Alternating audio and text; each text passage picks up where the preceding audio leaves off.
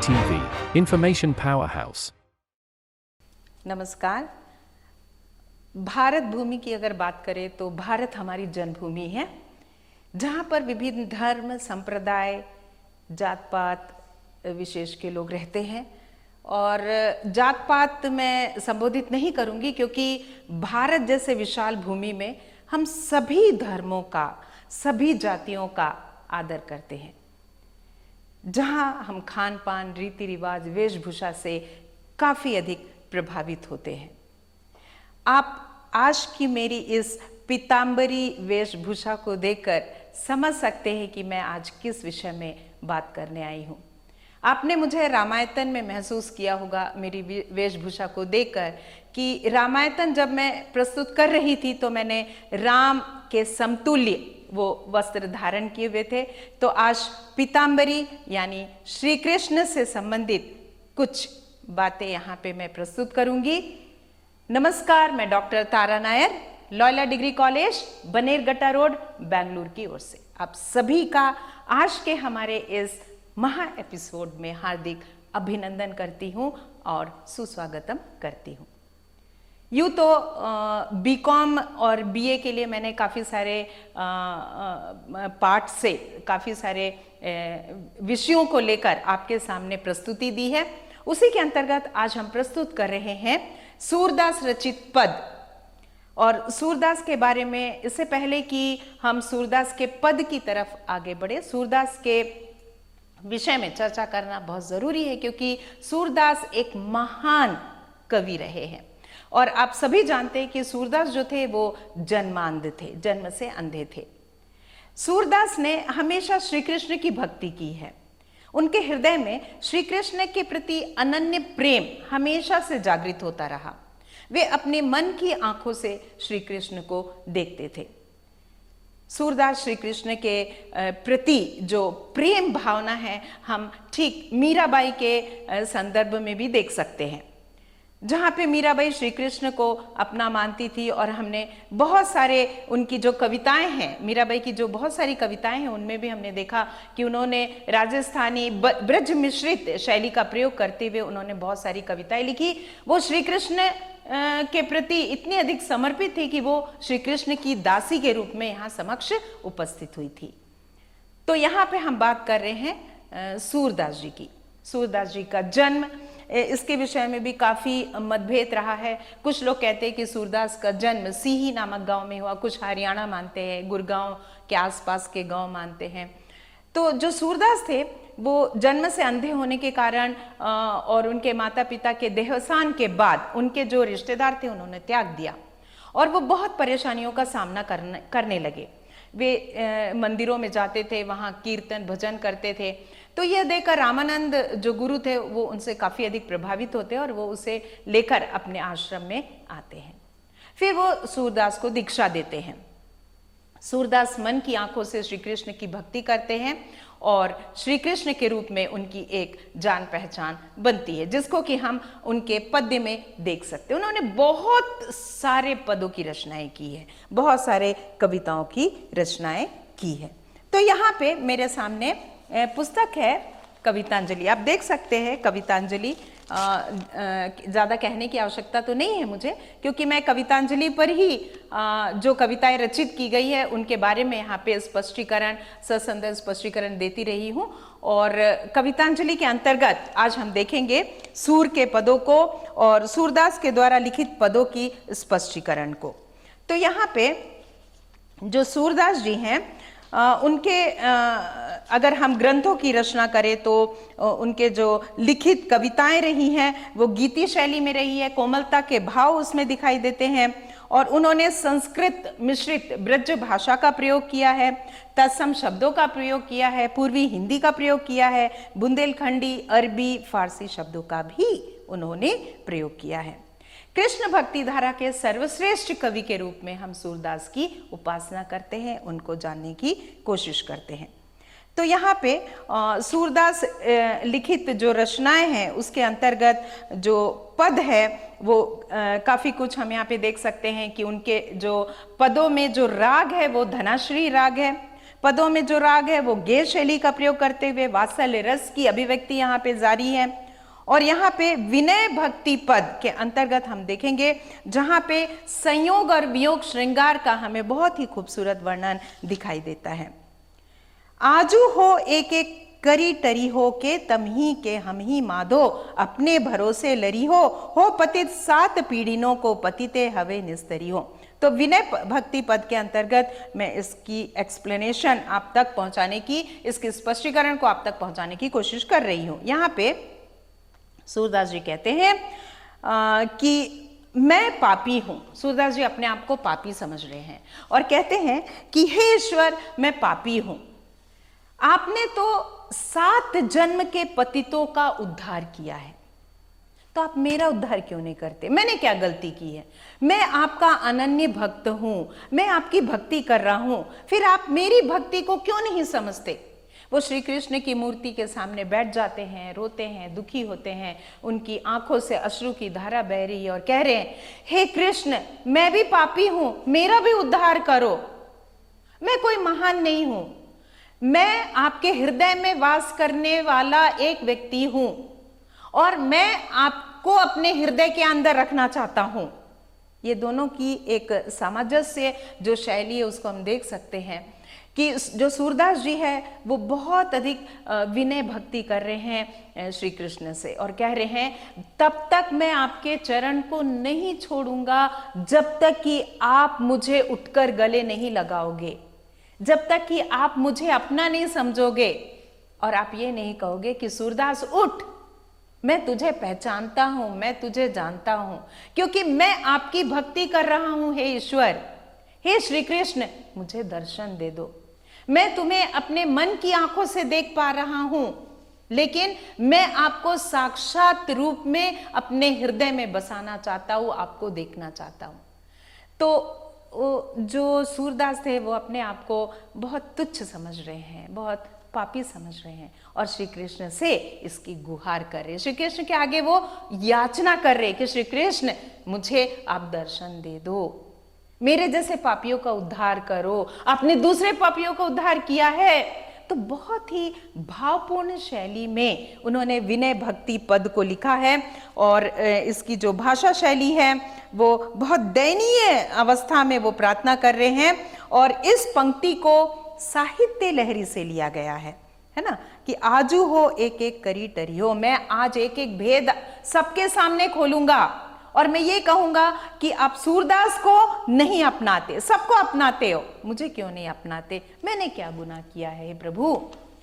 दूसरी तरफ हम जाएंगे जहां पे राग घनाश्री यहाँ पे मौजूद है और यहाँ पे सूरदास जी लोगों को, पाठकों को संबोधित करते हुए कहते हैं कि हे नर तुम संभल जाओ। मनुष्यों से वो गुहार कर रहे, आग्रह कर रहे हैं कि हे नर तुम संभल जाओ, क्योंकि तुमको एक बहुत अच्छा जन्म भगवान ने इस धरती पर लाकर तुमको एक बहुत अच्छा जन्म दिया है ईश्वर ने। तुम सृष्टि से जन्मे हो, सृष्टि में रहने वाले हो, इस प्रकृति के संतान हो, तो तुम्हें क्या करना चाहिए? अच्छे काम करने चाहिए, नेक काम करने चाहिए। हे इंसान, तू सिर्फ पेट पालने के लिए, पेट भरने के लिए क्यों जन्म लिया है? तू कुत्ता नहीं है, तू बिल्ली नहीं है, तू सुअर नहीं है, है ना? प्रभु का नाम ले, ईश्वर का नाम ले, तुझे ईश्वर का नाम लेना है। ईश्वर का नाम लेगा तब जीवन में आगे बढ़ेगा। तुम्हें भागवत गीता सुननी चाहिए, तुम्हें गुरु गोविंद सिंह के चरणों में जाना चाहिए, तुम्हारे मन में भक्ति भाव उजागर करना चाहिए। मनुष्य तू समझता क्यों नहीं है? क्योंकि ईश्वर की भक्ति के आगे सब कुछ निठल्ला है। हे मनुष्य, तुम झूठ को अपनाने वाले हो, तुम झूठे सुखी जीवन को प्राप्त करना चाहते हो, ये गलत है। तुमको ईश्वर को प्राप्त करने के लिए ईश्वर के मार्ग पर चलना पड़ेगा। यहां पे सूरदास जी एक बात कहते हैं, अघ को मेरु बढ़ाई अधम तू अंत भयो बल दी हो, लेख 84 जोनी भरमी के फिरी वाही मन दीनो। तो यहाँ पे सूरदास कहते हैं कि मनुष्य का जन्म, ऐसा माना जाता है कि 64 लाख योनियों में मनुष्य का जन्म होता है, संभव होता है। तो सूरदास जी कहते हैं कि जो मेरु पर्वत है उसकी तरह तुम अपने पाप को मत बढ़ाओ। मेरू पर्वत यहाँ पे मैं जिक्र करूंगी, एक स्वर्ण पर्वत माना जाता है और ये कहा जाता है कि जो ब्रह्मा है वो उनका निवास स्थान है मेरू पर्वत। तो यहाँ पे कह रहे तुम हे मनुष्य, तुमने पाप को इतना अधिक बढ़ा रखा है, तुम बलहीन हो। जब तुम मरोगे ना तो तुम बहुत कीड़े मकोड़े से भी ज्यादा तुम तड़पोगे अगर तुम भगवान का नाम नहीं लिए तो। तुम्हें भगवान का नाम स्मरण करना चाहिए। तुमको बलशाली बनना है तो भगवान का नाम, भगवान का जाप करो। वो किसी भी रूप में हो सकता है, वो हिंदू के रूप में होता है, मुस्लिम के रूप में होता है, ईसाई के रूप में होता है, गुरु साहब के रूप में होता है। हर रूप में तुम्हें भगवान का नाम लेना है। इस संसार में, इस संसार की तुम उत्पत्ति हो, तुम्हें भगवान ने बनाया है तो तुम भगवान का नाम ले लो। यहां पे हम देखते हैं यह जो पंक्तियां हैं वो सूरसागर के प्रथम स्कंद से ली गई है और धनाश्री राग में इसको गाया गया है। ये गीत काव्य के रूप में इसको हम कह सकते हैं। गोकुल लीला पद के अंतर्गत हम आएंगे जहां पे बहुत खूबसूरती से कवि ने यहाँ पे गोकुल लीला पद का वर्णन किया है, जहाँ पे श्री कृष्ण के छोटे रूप के, बचपन के बाल्य रूप का यहाँ बहुत खूबसूरती से वर्णन किया है। और यहाँ पे श्री कृष्ण जो है वो बहुत नटखट है। जैसा कि हम जानते हैं कि बचपन में श्री कृष्ण काफ़ी नटखट थे और एक दूसरे घर में जाते थे, वहाँ पे जाके मटकियाँ फोड़ते थे, माखन चोरी करते थे। सब ग्वालिनें परेशान हो जाती थी और ग्वालिनों के मना करने पर भी श्री कृष्ण मानते नहीं थे। ग्वालिनों ने उनके हाथ को बांध रखे थे लेकिन फिर भी श्री कृष्ण सुधर नहीं रहे थे। तो जब ग्वालिनें बहुत परेशान हो गई तो कहावत है कि वो सभी श्री कृष्ण के घर पे आती हैं और कहने लगती हैं कि हे नंदरानी, आपको भगवान ने किस बात की कमी दी है? आपका बेटा इस तरह दर दर दर दर घूम रहा है, एक एक घर जा रहा है, एक एक घर में जाके मटकियां फोड़ता है, मक्खन चोरी करता है, बड़े गैंग के साथ आता है, मक्खन की चोरी करता है, तो हम क्या खाएंगे, हम क्या जिएंगे? हमें यहाँ रहना उसने दुश्वार कर दिया है। क्या तुम चाहती हो कि हम इस जगह को छोड़कर चले जाएं? अपने नंदलाला को संभालो, उसे घर पर रखो, उसे क्यों खुले पर छोड़ दिया है तुमने? तो यशोदा बहुत चकित होती है कि उनका नंद लाला, उसका लला ऐसा काम क्यों करता है, क्यों किसी और के घर में जाके माखन की चोरी करता है? क्या कमी कर दी मैंने उसे खाने पीने में? हर चीज तो मैंने दे रखा है यहाँ पे। उसका बड़ा भाई तो इतना बदमाश नहीं है, ये क्यों इतना बदमाश, इतना नटखटीपन करता है? तो बदमाशी का मतलब वो सौंदर्य, श्री कृष्ण के सौंदर्य रूप से है। तो यहाँ पे एक ग्वालिन आके श्री कृष्ण की शिकायत कर रही होती है गोकुल बाल लीला में। ग्वालिनें उनके घर पे आती है और शिकायतें करने लगती है, जैसा कि हमने अभी बताया। तो माँ बहुत परेशान हो जाती है कि इसको कैसे सुधारा जाए। उसी समय क्या होता है कि जब श्री कृष्ण से सवाल जवाब करने लगते तो श्री कृष्ण कहने लगते कि माँ ऐसी कोई बात नहीं है। यशोदा को कहते माँ ऐसी कोई बात नहीं है, मैंने ऐसा कुछ भी नहीं किया। जब मैं और मेरी पलटन रास्ते से जा रही थी तो इस ग्वालिन माँ ने मुझे बुलाया कि आ कृष्णा, और थोड़ा हमारी मटकी में जो दही है उसमें काफी सारी चींटियां पड़ गई है, उन सारी चींटियों को बीन बीन के अलग कर। यह सुनते ही ग्वालिन की आंखें फटी की फटी रह गई और माँ जो जो से हंसने लगी, क्योंकि ये पॉसिबल ही नहीं है, ऐसा कौन करेगा। और श्री कृष्ण बहुत ही सफाई के साथ झूठ बोलते थे। तो ऐसे समय में ग्वालिनें कहने लगी नहीं, आपका बेटा झूठ बोल रहा है, क्योंकि इसने क्या किया कि जब मैं सोती हूं तो मेरी चोटी को खाट से बांध देता है, इसका जो ये और इसके जो पलटन है आके हमें बहुत तंग करते हैं। और श्री कृष्ण बिल्कुल उसके विपरीत कहने लगे। तो ये सारी बातों को सुनकर यशोदा जोर जोर से हंसने लगती है, वो ग्वालिन भी हंसने लगती है श्री कृष्ण के इस नटखटपन से। कितनी सफाई से वो झूठ बोलते थे, जैसे मैंने पहले बताया।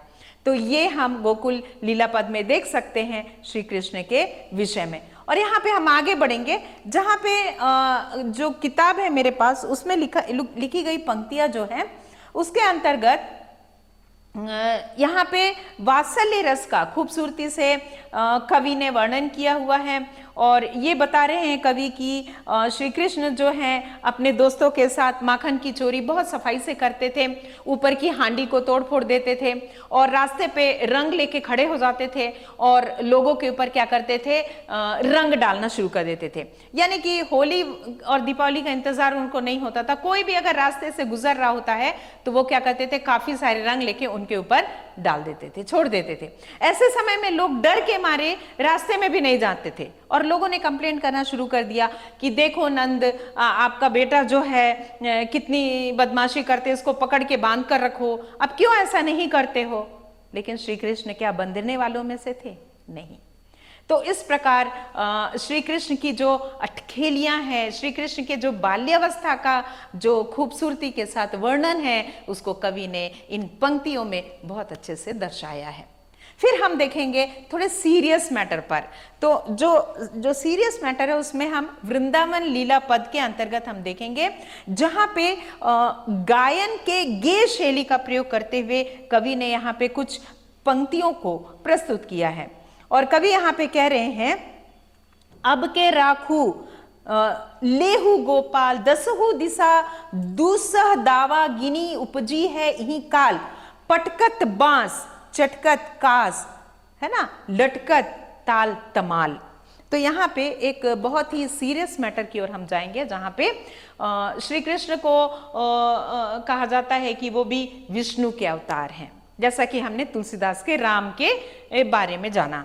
तो यहाँ पे जो श्री कृष्ण हैं वो अब बाल्यावस्था में है, लेकिन फिर भी हम देखते हैं कि कभी वो मिट्टी खा लेते हैं और माँ मुंह खोलने के लिए कहती है तो उसमें पृथ्वी पूरी की पूरी ऐसे चक्कर खाते हुए दिखाई पड़ती है, चक्कर मार पृथ्वी गोल घूमते हुए दिखाई देती है।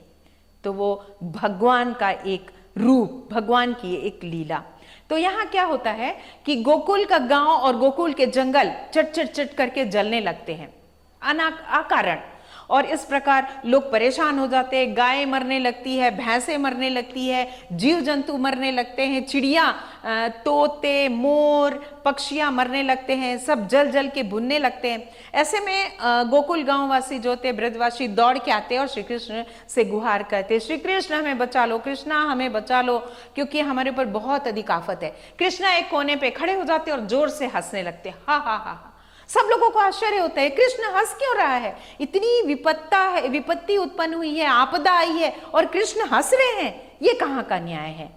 तो श्री कृष्ण बोलते हैं, घबराने की आवश्यकता नहीं है, मैं पूरी अग्नि को ही अपने आप में समावेशित करने जा रहा हूं। लोग देखते हैं श्री कृष्ण क्या करते हैं, तुरंत उस अग्नि को पूरी तरह, जो जल रहा अग्नि पूरे जंगलों को घेर लिया, पूरे वन प्रदेशों को, पूरे गांव को और लोगों को भी घेर रहा है। तो उससे पहले श्री कृष्ण क्या करते हैं, उस मुंह खोलते हैं और अग्नि को पूरी तरह अपने में समावित कर लेते हैं।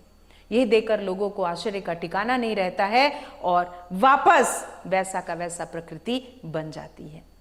तो ये सब श्री कृष्ण की लीला है, भगवान की लीला है, जहां भगवान ने यह दिखाया कि प्रकृति अगर विनाशकारी है तो प्रकृति को बनाया भी जा सकता है। प्रकृति अगर बनाया जा सकता है, सृष्टि का जन्मदाता प्रकृति को जन्म दिया जाता है, तो उसका विनाश भी संभव है। भगवान ने दिखा दिया, भगवान की लीला ने दिखा दिया।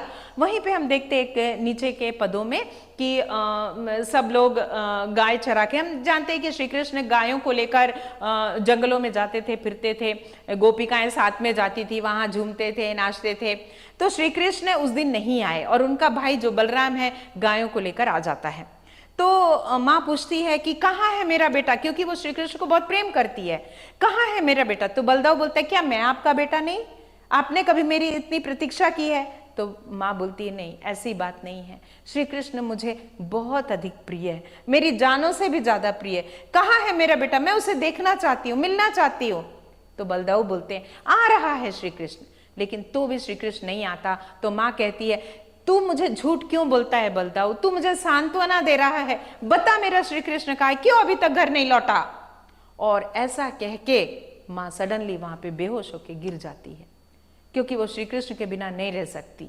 तो यहाँ पे हम देखते हैं कि माँ के वात्सल्य रस का कवि ने बहुत ही खूबसूरती के साथ वर्णन किया है, और गोकुल धाम का, उस पवित्र भूमि का सूरदास ने वर्णन किया है। सूरदास अपने आप को बहुत तुच्छ समझते हैं और कहते हैं कि अब श्री कृष्ण के सामने हाथ जोड़कर कहते हैं, भगवान तू मुझे साक्षात दर्शन दे दे, मेरे जीवन में वही एक कमी रह गई है।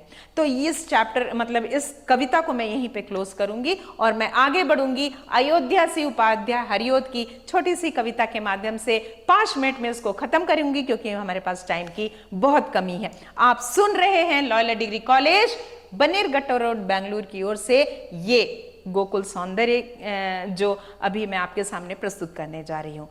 तो गोकुल सौंदर्य के बारे में प्रस्तुत करने से पहले हम अयोध्या से उपाध्याय हरिओद जी के बारे में 2 शब्द जानेंगे। जो हरिओद जी हैं उन्होंने प्रिय प्रवास, हम जानते हैं कि प्रिय प्रवास के रचयिता के नाम से उन्हें जाना गया। उन्होंने कृष्ण की लौकिक अलौकिक जो विचार है, घटनाएं, उसको यथार्थता के रूप में उन्होंने वर्णन किया। उन्होंने प्रकृति का वर्णन किया है और इस प्रकार उन्हें महाकाव्य का गौरव भी प्राप्त हुआ। उनकी रचनाएं रही हैं रस कलश, वैदेही वनवास, चोखे चौपदे। तो हम प्रस्तुत करेंगे हरिओद जी की गोकुल सौंदर्य। तो मेरे पास एक पुस्तक है कवितांजलि और उसकी कविता गोकुल सौंदर्य। यहाँ पे हरिओद जी कहते हैं, दिवस का अवसान समीप था, गगन था कुछ लोहित हो चला, तरु शिखा प्रति अब राजती कमलिनी कुल वल्लभ की प्रभा। तो मैं एक सारांश के रूप में मैं आपके सामने इस बात को प्रस्तुत करूंगी, इस कविता को सार के रूप में प्रस्तुत करूंगी। यहाँ पे कवि कह रहे हैं कि जो दिन है ढल रही है, रात का समय है और दिन ढल रही है। जैसा कि हमने श्री कृष्ण की बातों में देखा कि श्री कृष्ण गायों को लेकर और अपने सखे संबंधियों को लेकर, अपने भाई को लेकर जंगल में गए हुए हैं, गायों को चराने के लिए गए हुए हैं।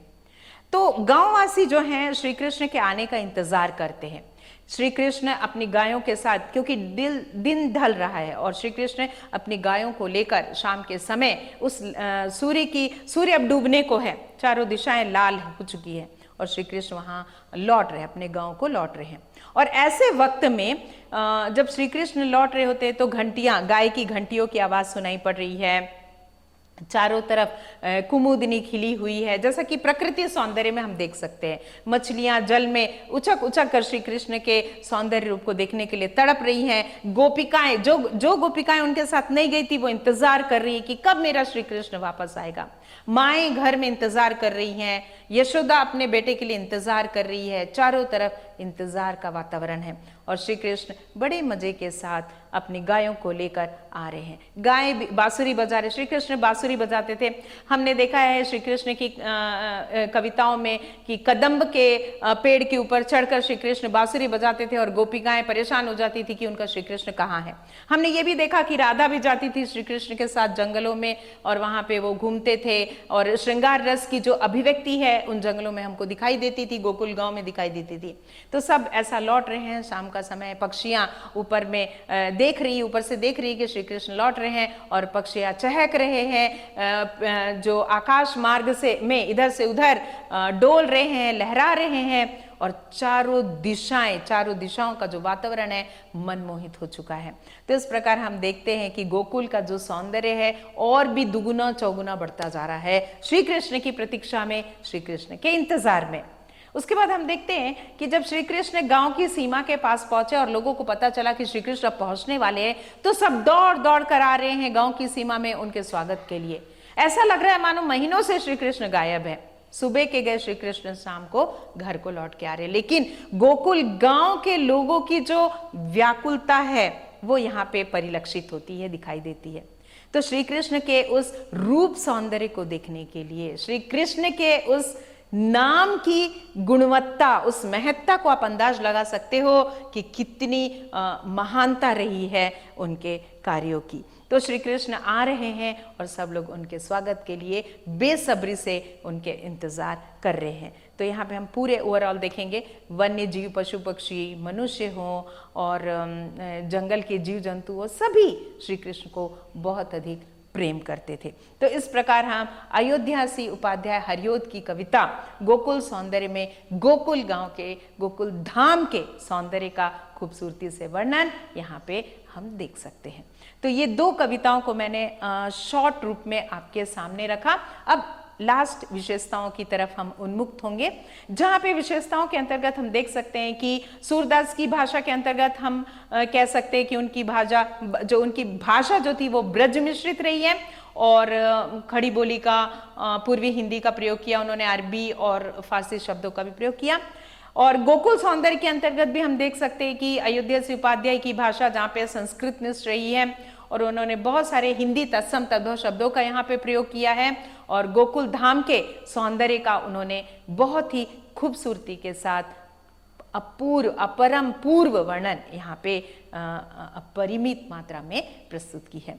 तो ये दो कविताओं के साथ यहाँ पे मैं विराम दूंगी, और ज़्यादा से ज़्यादा आपके सामने उपस्थित होने की कोशिश करूंगी अपनी नई कविताओं के साथ, और कवियों के लेखनी के साथ, लेखकों की लेखनी के साथ, साहित्य के साथ, और भी हम आपके सामने उपस्थित होंगे।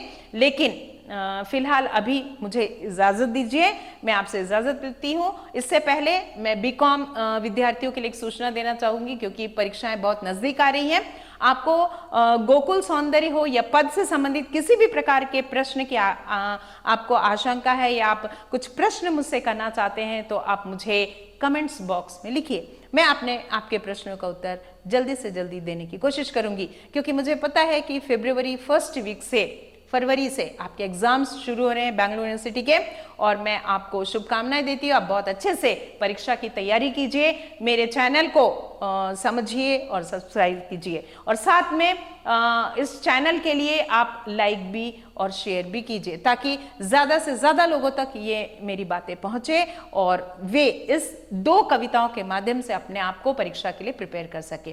तो इसी के साथ मैं doctor Tara Nair, Loyola degree college परिवार की ओर से आपसे इजाज़त लेती हूँ, और मेरी टीम से मैं आपको परिचय करवाना चाहूँगी, जिसमें मेरी टीम के अंतर्गत मुझे हमारे कॉलेज के, लॉयला डिग्री कॉलेज के जर्नलिज्म डिपार्टमेंट के जो हेड हैं लपचा सर, वो मुझे काफ़ी सपोर्ट करते हैं। साथ में दालू सर मुझे बहुत अधिक सपोर्ट करते हैं, जो अभी मेरे साथ यहाँ पे उपस्थित हैं। साथ में सुश्री सना, जो कि एक विद्यार्थिनी है। सना के साथ ही मेरे साथ शर्बानी बैठी है और डॉली बैठी है, और इस प्रकार उनकी और भी सखियां यहाँ पे बैठी है, जो काफ़ी मेरे प्रिय विद्यार्थी रहे हैं, प्रिय विद्यार्थी के रूप में यहाँ पे अध्ययनरत हैं। तो इन सब का भी मैं शुक्रगुजार हूँ, जिन्होंने मुझे आप तक पहुंचने का मार्ग सुझाया है। तो धन्यवाद आप सभी को, और लॉयला परिवार की ओर से आपके सफल जीवन की कामना करते हुए आप सबसे मैं इजाजत चाहूंगी। धन्यवाद, नमस्कार।